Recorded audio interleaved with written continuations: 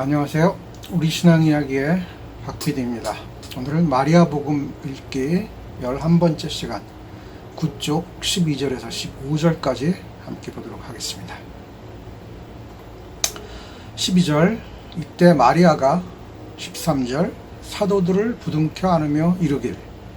14절, 부디 슬픔과 회의에 젖지 마세요. 15절, 그분의 은총이 우리를 인도할 것입니다. 전 시간에 제자들은 예수가 떠남으로 인해 슬퍼하며 한편으로는 왜 삶을 나누지 않은 사람들에게 복음을 전하라고 하느냐며 불만의 목소리를 내었습니다. 이때 마리아는 의연한 지도자의 모습을 보여줍니다. 슬픔과 회의에 젖지 말라는 말은 다양하게 해석할 수 있습니다. 1차적으로는 제자들을 위로하기 위한 말과 행동이라고 볼 수 있습니다. 2차적으로는 신앙인이 가져야 할 마음 자세와 연관이 있습니다. 먼저 슬픔과 회의가 가져오는 문제를 알아야 합니다. 제자들은 무엇을 슬퍼하고 무엇의 회의를 느꼈을까요? 그들의 슬픔은 예수가 사라진 데서 오는 슬픔이겠지요. 그러나 예수는 분명히 말합니다. 다시 오리라고. 그런데도 슬픈 것은 인지상정이라고 칩시다. 그런데 예수는 인정에 얽매여 있지 않고 제자들에게 과제를 남겨줍니다.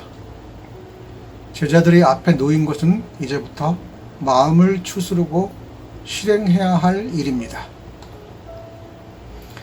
예수는 자기의 율법을 따라야 자기의 형제라고 말한 이유도 바로 거기에 있습니다. 자기의 율법인 사랑을 전하고 행할 때 그들이 생각하는 구원을 얻을 수 있다는 복음 말입니다. 그런데 슬픔과 회의에 젖어 있는 사람에게서는 사랑이 나올 수 없습니다. 왜냐하면 모든 시선과 생각이 자기에게만 머물러 있기 때문입니다. 나의 시선과 생각이 이웃을 향해 있지 않으면 사랑하는 마음을 낼 수 없습니다.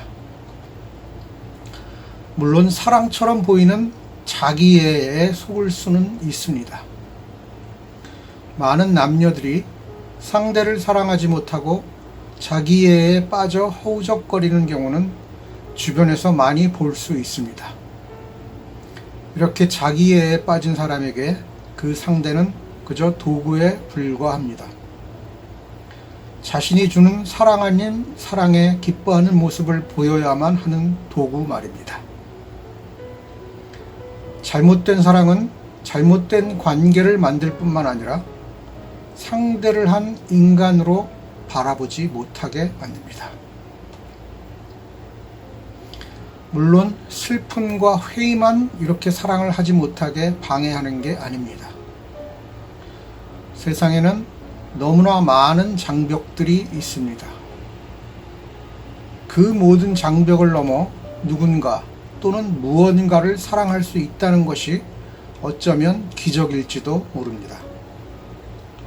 사랑은 그 상대와 여러 방면에서 하나됨을 느끼는 감정입니다. 서로가 분리되는 느낌이라면 이미 사랑에서 멀어지게 됩니다. 그렇기에 마리아는 그분의 가르침인 사랑을 온전하게 하기 위해서라도 슬픔과 회의에 젖지 말라고 말하고 있습니다. 그러나 슬픔과 회의에 젖지 않는다고 해서 사랑이 저절로 생겨나지 않습니다. 단지 슬픔과 회의에 젖지 않는 태도는 사랑할 마음의 준비 단계로 보아야 할 것입니다. 아무런 준비 없는 사람보다는 어떤 식으로든 사랑을 향해 열린 자세를 가진 사람이 진짜 사랑을 할 가능성이 높다고 봐야겠지요. 온통 내 이익과 내 안전과 내 감정에만 몰입되어 있는 사람이 진짜 사랑을 할 가능성은 상대적으로 적다고 봐야 하지 않겠습니까? 물론 이 모든 조건을 뛰어넘어 사랑을 할 수도 있겠지만 그건 그야말로 특이한 일이지 일반적인 상황은 아니겠지요. 우리 기독교인들이 흔히 범하는 오류 중의 하나는 나는 아무런 준비를 하지 않으면서 너무나 쉽게 하느님은 하실 수 있다고 생각하는 일입니다.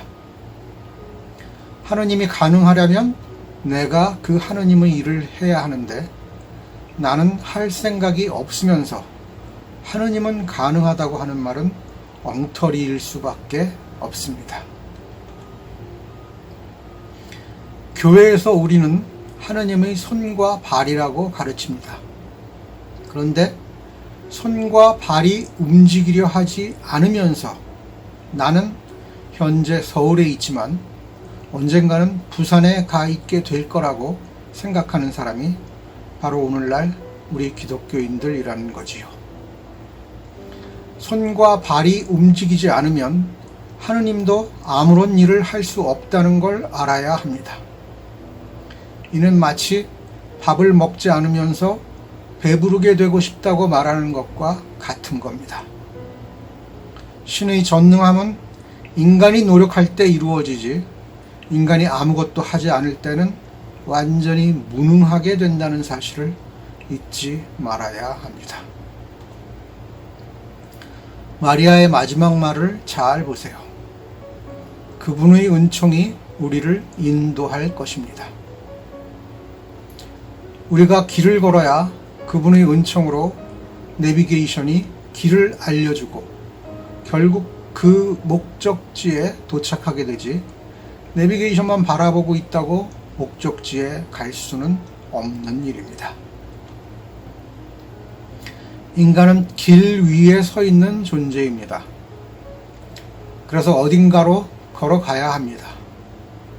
그런데 누군가는 내비게이션을 가지고 가리키는 대로 걸어가는 사람이 있는가 하면 내비 없이 아무데로나 가는 사람이 있고 목적지를 분명하게 알아 흔들림 없이 어딘가를 향해 걸어가는 사람도 있으며 그냥 길 위에 드러누워 내비만 쳐다보는 사람도 있습니다.